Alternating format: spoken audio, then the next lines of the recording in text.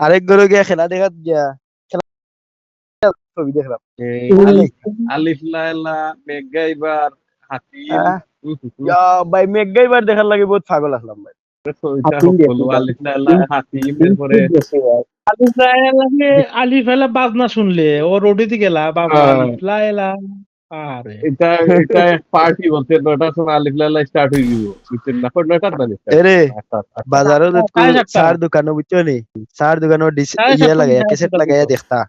ভাই লুকাই লুকাইয়া জানালার পিছনে দি বড় বেঞ্চে থাকলে সরো তুমি কেউ বলি তো তুমি নারাজি কাটিং বলি সিসিমপুর বলেছেন বড় ভাই মিনার আইতে চাইতে দেখিলে বাদ ফিটাইবা সিজনপুর বলে ভালো লাগতো চাচা না সিজনপুর দেখতাম না সিসিমপুর ইত্যাদি এরপরে দেখতাম ভাই আর কিছু ওখানে না ভাই ইত্যাদি দেখতাম ভাই আগে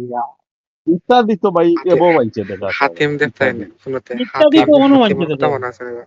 হাতিমর তো ফিনিশিং দিল না বা হাতিমর ফিনিশিং তো তারা দিছে না লাস্টের জন্য রাজকন্যাকে বাঁচিয়ে এনে আধা গানে স্টপ করে দিল মনে আছে আসলে হম এই সময় কি করা হতো? তো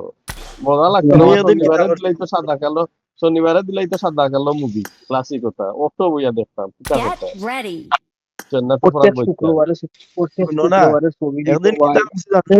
আগে Get ওরা ready. রুমসুমা দেয়া বন্ধনী দেখতো ওরা রুমসুমা কেউ নেয়া নাই কোন ফলো আগে